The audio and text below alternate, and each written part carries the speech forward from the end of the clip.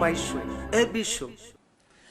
வணக்கம் நண்பர்களே, நம்ம இந்த வீடியோவில் எதை பற்றி பார்க்க போகிறோம்னா நீட் எக்ஸாம். இந்திய மாணவர்களே எப்பவும் பேசிக்கொண்டிருக்கின்ற ஒரு எக்ஸாம் தான் நீட் எக்ஸாம். இந்த நீட் எக்ஸாம் எதற்கு தகுதி தேர்வாக நடத்துகிறாங்க அப்படின்னு தான் இந்த வீடியோவில் நம்ம பார்க்க போகிறோம். நீட் எக்ஸாம் தேவையா? வீடியோக்கு போகிறதுக்கு முன்னாடி நம்ம சேனலை சப்ஸ்கிரைப் பண்ணுங்க, லைக் பண்ணுங்க, ஷேர் பண்ணுங்க, கமெண்ட்ஸ் பண்ணுங்க. நமது நாட்டில் MBBS படிப்பதற்காக நடத்தப்படுகின்ற ஒரு தகுதி தேர்வு தான் நீட் எக்ஸாம். இந்த நீட் எக்ஸாம் இன்றைய தலைமுறைக்கு இது தேவையா? உண்மையை சொல்ல போனா நமது வருங்கால தலைமுறையை தோற்கடிக்கின்ற ஒரு தகுதி தேர்வு தான் நீட். ஏன்னா இந்த நீட் எக்ஸாமுக்கு முன்னாடியே 11th 12th நல்லா படிக்கிறாங்க. 12th வேற பப்ளிக் எக்ஸாம். இந்த 12th வேற பப்ளிக் எக்ஸாம் இருக்கிறதுனால எதற்காக மற்றும் ஒரு தகுதி தேர்வு என்பதுதான் இந்த இந்திய நாட்டு மக்களின் $1 மில்லியன் கேள்வி. ஆனால் இந்தியா என்பது ஒரு நாடு, ஒரே நாடு இல்லை. அப்படி ஏற்றுக்கொள்ள முடியாது. ஏனென்றால் இந்தியா ஒரு கூட்டமைப்பான ஒரு நாடு. 28 மாநிலங்களும் 8 யூனியன் பிரதேசங்களும் சேர்ந்த ஒரு கூட்டமைப்பு. ஒவ்வொரு மாநிலத்திற்கு ஏற்ற ஒவ்வொரு கலாச்சாரம் இருக்கிறது, பண்பாடு இருக்கிறது, ஜாதி இருக்கிறது, மதம் இருக்கிறது, பாடத்திட்டங்கள் இருக்கிறது. ஒவ்வொரு மாநிலத்துக்கும் ஒவ்வொரு பாடத்திட்டங்கள். ஆக அந்தந்த பாடத்திட்டத்திற்கு ஏற்றவாறு தான் அந்த மாணவன் தன்னை தயார்படுத்திக் கொள்வான். ஆனால் இந்த நீட் எக்ஸாம் என்பது அப்படி அல்ல. ஒரே பாடத்திட்டத்தின் கீழ் வருகின்றது. இந்தியா என்பது யூனிட்டி இன் டைவர்சிட்டி. காரணம், வெவ்வேறு பண்பாடு, வெவ்வேறு கலாச்சாரம், வெவ்வேறு பழக்க வழக்கங்கள், வெவ்வேறு குணநலன்கள் உள்ள ஒரு நாடு. அப்படிப்பட்ட ஒரு நாட்டில் ஒரே பாடத்திட்டத்தின் கீழ் தகுதி தேர்வை நடத்துவது எந்த விதத்தில் நியாயம் என்பதை கேட்டுக்கொள்கின்றேன். ஆக இந்த நீட் எக்ஸாம் வந்ததுக்கு பிறகு நமது நாட்டில் என்ன ஒரு வேற்றுமை? நீட் எக்ஸாம் வர்றதுக்கு முன்னாடி மருத்துவர்கள் என்ன செய்தார்கள், வந்த பிறகு என்ன செய்தார்கள் என்பதை நம்ம விரிவாக பார்க்க போகிறோம். இந்த நீட் தேர்வு என்பது +2 மதிப்பெண்களின் திறமையின் அடிப்படையில் செய்யும் தேர்வு அல்ல. மாறாக பணமுள்ள டாக்டர்ஸின் பிள்ளைகளை மட்டும் படிக்க வைக்கும் ஒரு மட்டமான தகுதி தேர்வு. ஏனென்றால் இந்த நீட் எக்ஸாமில் பாஸ் பண்ணாலே போதும். பணம் இருக்கிறவங்க கவுன்சிலிங் போகாம மேனேஜ்மெண்ட் சீட்டில் ஈஸியாக MBBS படிக்கலாம். இது ஒரு தகுதி அறிவை சோதித்தருகின்ற தேர்வா? இல்லை. ஆக MBBS படிப்புக்காக இந்தியா முழுவதும் நடத்தப்படுகின்ற இந்த தேர்வு ஒரு தேர்வு, இந்த நீட் தேர்வு. MBBS படிக்க இந்தியா முழுவதும் ஒரு தேர்வு இந்திய அரசாங்கத்தால் நடத்தப்படுகின்றன. அதுதான் நீட் தேர்வு. இந்தியா முழுவதும் MB எலெக்ஷன் வைக்கிறல்ல இந்திய அரசாங்கமே MBக்களுக்கு நீ என்ன தேர்வு வச்ச என்று நீ புரிந்து கொள்ள வேண்டும். மாணவ சமுதாயத்தை நீ கெடுத்துக் கொண்டிருக்கின்றாயே இந்திய அரசாங்கமே. மாணவ சமுதாயத்தை எப்பொழுதும் படி படி படி என்று படித்ததனால் இந்த சமுதாயம் எங்கு வளர்ச்சி அடைந்தது? எங்கு பார்த்தாலும் கொள்ளைகள், எங்கு பார்த்தாலும் துரோகங்கள், எங்கு பார்த்தாலும் அபகரிப்புகள், எங்கு பார்த்தாலும் சண்டைகள், கொலைகள், கொள்ளைகள். இப்படி இருக்கும்போது நாம் வளர்ச்சியை பற்றி எதுக்கு பேசிக் கொண்டிருக்கின்றோம்? படித்ததனால் என்ன வளர்ச்சி அடைந்து விட்டோம் இந்த நாட்டிலே? ஆகவே +2 போதுமானது. +2 படித்த மார்க்கே போதுமானது. சுமார் 6 வருடங்களுக்கு முன்னாளாக +2 எக்ஸாம் மதிப்பெண்களை வைத்து தான் MBBSக்கு சீட்டு வாங்கினாங்க பிள்ளைங்க. அப்போ +2 ரொம்ப கான்சன்ட்ரேட் பண்ணுவாங்க, படிப்பாங்க. ஆனால் இப்பொழுது அப்படி அல்ல. இப்பொழுது பணம், டாக்டர்ஸுக்கு பிள்ளைகள் மட்டும்தான் டாக்டர்ஸுக்கு படிக்கும். ஆக இப்படிப்பட்ட எக்ஸாம்கள் நமக்கு தேவையா என்பதை நாம் ஒரு கணம் கூட சிந்தித்து பார்க்க வேண்டும். ஆகவே நீட் என்பது என்ன? நீட் என்பது national eligibility come entrance test. அதுதான் NEETன்னு சொல்றாங்க. இதை யார் நடத்துறாங்கன்னா இந்திய அரசாங்கத்தால் நடத்தப்படுகின்ற நேஷனல் டெஸ்டிங் ஏஜென்சிங்கிற ஒரு அமைப்பு தான் நடத்துது. இது நாடு முழுவதும் MBBS படிப்பதற்கான நடத்தப்படுகின்ற ஒரு தகுதி தேர்வு மட்டுமே. இந்த நீட் எழுதுனா நம்ம எம்பிபிஎஸ் போகலாம், பிடிஎஸ் போகலாம், ஆயுஷ் போகலாம், வெட்டினரி போகலாம், யுனானி மருத்துவத்துக்கு போகலாம், ஹோமியோபதி போகலாம். எல்லா மருத்துவ ரீதியான எல்லா எக்ஸாமுக்கும் படிப்பதற்கும் ஒரே தேர்வு தான் இந்த நீட் எக்ஸாம். ஒவ்வொரு வருஷமும் இது மே மாதம் நடக்கும். இதுக்கு மினிமம் எலிஜிபிலிட்டி என்னன்னு பார்த்தீங்கன்னா +2ல் ஃபிசிக்ஸ், கெமிஸ்ட்ரி, பயாலஜி படிச்சிருக்கணும். பயாலஜி ப்ளஸ் ஃபிசிக்ஸ், கெமிஸ்ட்ரி படித்தவங்க எல்லாருமே இதுக்கு எலிஜிபிள். அடுத்தது இதுக்கு மினிமம் ஏஜ் என்னன்னு பார்த்தீங்கன்னா 17 வயது. மேக்ஸிமம் ஏஜே கிடையாது. நோ லிமிட்டேஷன், ஏஜுக்கு நோ லிமிட்டேஷன். யார் வேணாலும் எழுதலாம், நான் கூட எழுதலாம். ஏன்னா நானும் +2ல் ஃபிசிக்ஸ், கெமிஸ்ட்ரி, பயாலஜி தான் படிச்சிருக்கேன், மேக்ஸ் குரூப் தான் படிச்சிருக்கேன். அதனால் நான் எழுதலாம். Okay, there is no age bar for writing NEET exam. இப்போ கூட இந்த தடவை மதுரையிலிருந்து ஒரு அட்வொகேட் எழுதுனாங்க, 55 வயசுன்னு நினைக்கிறேன், 50 to 55 வயசு. அப்போ யார் வேணாலும் இந்த நீட் எக்ஸாம் எழுதலாம். அது ஏன் வச்சிருக்காங்கன்னு தெரியாது. ஆக இந்த +2ல் எவ்வளோ மார்க் எடுத்திருக்கணும்னு பார்த்தீங்கன்னா ஜெனரல் கேட்டகரிக்கு 50% மார்க்ஸ் எடுத்திருக்கணும், அவங்க தான் எலிஜிபிலிட்டி.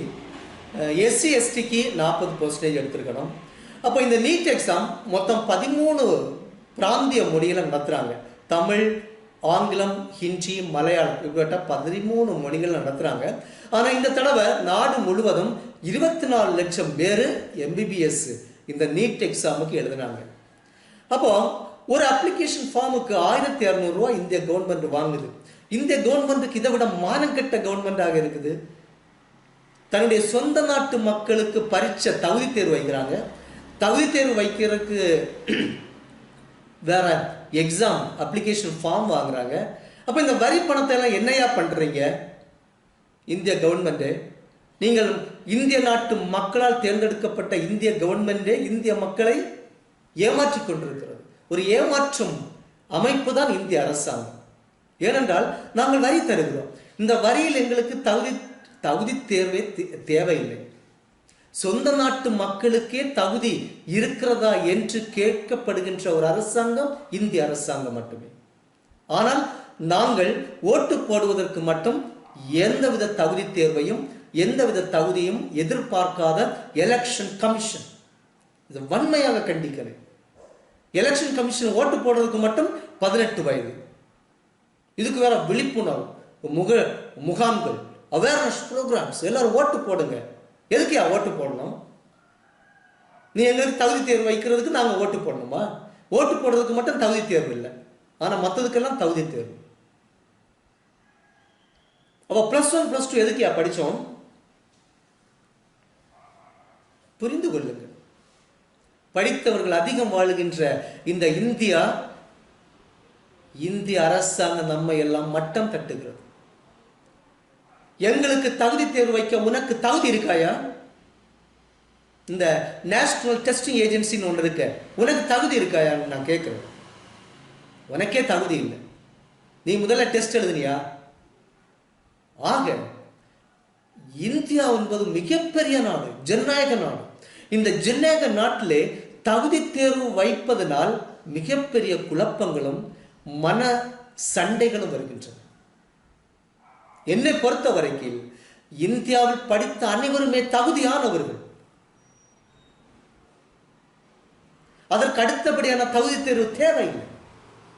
அப்படி என்றால் எம்எல்ஏக்களும் எம்பிக்களும் தகுதி தேர்வு எழுதியிருக்கோம். இந்த எம்எல்ஏக்களும் இந்த எம்பிக்களும் தகுதி தேர்வு எழுதிவிட்டு பாஸ் செய்துவிட்டு எலெக்ஷன்ல வந்து நில்லுங்க. அடுத்து மக்களால் தேர்ந்தெடுக்கப்பட்ட உண்மையானால் நீங்கள் எம்எல்ஏக்களும் எம்பிக்களும். எலெக்ஷன் கமிஷன் எங்கே? இந்திய கவர்மெண்ட் எலெக்ஷன் கமிஷனை ஒன்றும் செய்யாது. அட்டானமஸ் பாடிங்கிற அந்தஸ்தை மட்டும் கொடுக்கும், ஆனால் எதிரையும் தலையீடு வைக்காது. நீ இதை செய் அதை செய்யு சொல்லாது. ஆனால் யூஜிசின்னு ஒரு அமைப்பு இருக்கு, எஜுகேஷன் டிபார்ட்மெண்ட்டுக்கு, அவனை போய் நீ இதை வை அதை வை தகுதி தேர்வு வச்சு தான் எடு அப்படின்னு இன்ஸ்ட்ரக்ஷன் கொடுக்கும், உத்தரவு கொடுக்கும். ஆக கவர்மெண்ட், இந்த பிஜேபி கவர்மெண்ட் இந்தியாவில் இருக்கின்ற 147 கோடி மக்களில் 127 கோடி இந்துக்களை துரோகித்துக் கொண்டிருக்கின்றோம். ஆனால் இந்த மக்கள் உணராமல் இருக்கின்றனர் என்பதே வேடிக்கையான சம்பவம். ஆக இந்த நீட் எக்ஸாம் நம்ம பார்த்தீங்கன்னா ஒரு கட் ஆஃப் மார்க் வச்சிருக்காங்க. 720 மார்க்குக்கு இது நடத்துறாங்க. மொத்தம் 720 மார்க். அதுல ஒவ்வொரு பாடத்திட்டமும் 180 mark. Physics 180, chemistry 180, biology 180. Biology means botany and zoology. அப்ப இந்த 720 மார்க்குக்கு நடத்துறாங்க. இதுல தவறான மார்க்குக்கு 1 மார்க் நெகட்டிவ் மார்க்கும். ஆக மக்களே, மாணவர்களே, நீங்கள் புரிந்து கொள்ளுங்கள். மக்களால் தேர்ந்தெடுக்கப்பட்டிருக்கின்ற இந்த அரசாங்கம் தான் நமக்கு தகுதி தேர்வு வைக்கிறது. டிஆர்பி, டெட், நெட் இதெல்லாம் எதற்கு? இந்த நீட் எக்ஸாம் வருவதற்கு முன்னாடி டாக்டர்ஸ் நமக்கு மருத்துவம் பார்க்கவில்லையா? எனக்கு மருத்துவம் பார்க்கின்ற டாக்டர்ஸ் எல்லாம் நீட் தேர்வு எழுதாத வந்தவர்கள் தான். அழகாக பார்க்கின்றனர்.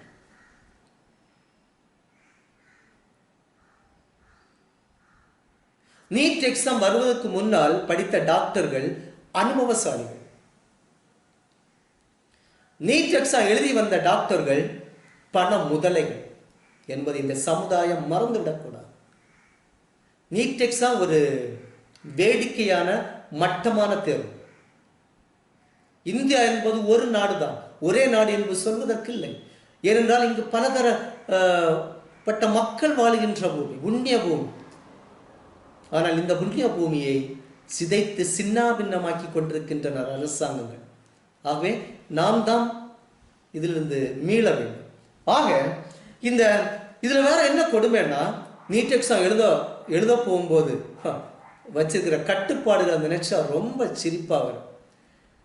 பேண்ட கலத்து, துணிய கலத்து, மெட்டிய கலத்து, கம்மர கலத்து, ஷூவ கலத்து, செருப்ப கலத்து, இதெல்லாமையா ஒரு இந்திய அரசாங்கத்துடைய ஆளுமைகள்? இதா இந்திய நாட்டு அரசாங்கம் இந்திய நாட்டு மக்களை நடத்துகின்ற விதம் என்பதை நான் கேட்க ஆசைப்படுகின்றேன். பிரதமர் மோடி அவர்களே, உங்களை டெஸ்ட் பண்ணினார், உங்களை பரிசோதனை பண்ணினார், எப்படி இருக்கும்? நினைத்து பாருங்கள், நினைத்துக் கொள்ளுங்கள். ஆகவே இதெல்லாம் ஒரு அதிகபட்ச உச்சகட்ட ஆணவத்தின் வெளிப்பாடு என்றே நான் சொல்கிறேன். எக்ஸாமே தேவையில்லை என்பதுதான் இந்த கல்வியாளரின் கூற்று. படிக்காதவங்களுக்கு தெரியாது அதனுடைய அருமை, படித்தவர்களுக்குத்தான் தெரியும். எக்ஸாமை எழுதி அடுத்து ஒரு தகுதி தேர்வு வைக்கிறதுனால என்ன பிரயோஜனம்? இந்த நாட்டுக்கு என்ன பிரயோஜனம்? ஒரு டாக்டருக்கு என்ன தேவை தெரியுமா? ஒரு பேஷண்ட பார்த்த உடனே என்ன நோய்னு தெரியணும். அதுக்குள்ள அடிப்படை அறிவை நீங்கள் கொடுங்க.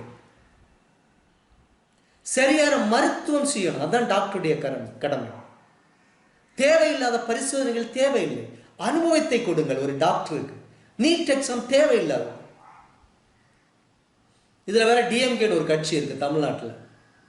நாங்க தமிழ்நாட்டின் முதலமைச்சர் ஆன உடனே நீட்டை எடுத்துருவோம். நீட்டுக்கும் தமிழ்நாடு எலெக்ஷனுக்கு என்ன சம்பந்தம்? நீங்களும் மக்களுக்கு துரோகம் செய்து கொண்டிருக்கின்றீர்கள், மக்களை ஏமாற்றுகிறீர்கள். ஒவ்வொரு கட்சியினுடைய தேர்தல் வாக்குறுதிகளும் மக்களை ஏமாற்றுகின்ற வேலை. மாறிக்கொள்ளுங்கள். உங்களுக்கு நாங்கள் என்ன பாவம் செய்தோம்? நாங்கள் உங்களை தேர்ந்தெடுத்து எதற்காக? நீங்கள் எங்களுக்கு நல்லது செய்வோம் என்கிற ஒரு ஆசை நான், கனவு நான். ஆனால் நீங்கள் என்ன செய்து கொண்டிருக்கின்றீர்கள்? மு.க. ஸ்டாலின் அவர்களே, நீங்கள் 3 வருடமாகிவிட்டது. உங்கள் அப்பா மதிப்புக்குரிய கலைஞர் அவர்கள் சீனியாரிட்டியை ஃபாலோ பண்ணார். ஆனால் நீங்கள் சீனியாரிட்டியை ஃபாலோ பண்ணல. நீங்க தமிழ் எக்ஸாம் வைக்கிறீங்க. நாங்கள் தமிழ் படிக்காமலா இவ்வளவு படித்தோம்? Degree, PG, UG, MPhil, PhD இதெல்லாம் நாங்கள் தமிழ் படிக்காமலா படித்தோம்? என்ன ஒரு விந்தையான நீங்கள் மனிதர்கள் என்பதே சொல்ல தோன்றுகின்றது. ஆகவே இந்த 21ஆம் நூற்றாண்டின் இந்த காலகட்டத்தில் மருத்துவர் ஆவதற்கு நீட் தேவையில்லை, அறிவு போதும். ஒரு பேஷியன்ட்டுக்கு என்ன மருந்து கொடுத்தால் நோய் குணமாகும் என்கிற அடிப்படை அறிவு போதுமானது.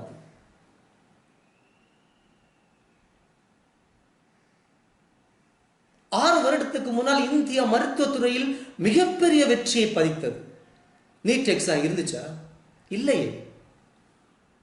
இப்ப யாரு? அனுபவமே இல்லாத மாணவர்கள், அவர்களுக்கு எதுவுமே தெரியாது, சொல்லிக் கொடுக்கறதுக்கு ஆசிரியர்களுக்கு தெரியாத ஒரு நிலைமையில் நம் நாடு போய் கொண்டிருக்கின்றது. ஆகவே +2 ஃபோக்கஸ் பண்ண சொல்லுங்க. எஜுகேஷன் டிபார்ட்மெண்ட் அமைச்சர்கள் 22 அமைச்சர்களும் ஒன்று கூட வேண்டும். இந்த 22 மாநிலத்துடைய அமைச்சர்களுக்கே ஒற்றுமை இல்லை. நீங்க எப்படி நீட் நடத்துறீங்க? இதெல்லாம் பேசிக்கொண்டே இருக்க தோன்றுகின்றது இந்த விந்தையான மனிதர்களை நினைத்து. ஆகவே இன்றைய 21ஆம் நூற்றாண்டில் வாழ்ந்து கொண்டிருக்கின்ற இந்த டெக்னாலஜி வேர்ல்டில் நீட்டுங்கிற ஒரு இது தேவையில்லை.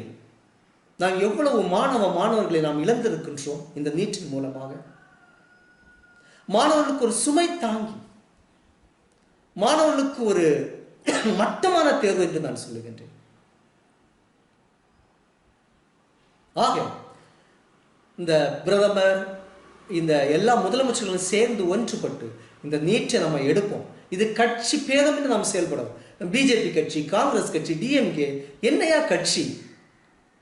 வாழப்போகின்ற வயதில் இளமையை துளைத்து வேலையை துறந்து இருக்கின்ற எங்களுக்கு என்னையா ஒரு வெற்றியை காணிக்கையாக்குங்கள். ஆக இந்த மாணவ சமுதாயம்தான் இந்த இந்தியா ஒரு வளர்ச்சிக்கு காரணமாக அமைகின்ற ஒரு சக்தி. ஆகவே செல்வங்களே, மாணவ செல்வங்களே, இந்த வீடியோ பற்றி உங்களுடைய கமெண்ட்ஸை தெளிவாக தெரியப்படுத்துங்க. இந்த வீடியோ உங்களுக்கு பிடிச்சிருந்தா லைக் பண்ணுங்க, ஷேர் பண்ணுங்க, சப்ஸ்கிரைப் பண்ணுங்க. தேங்க்யூ.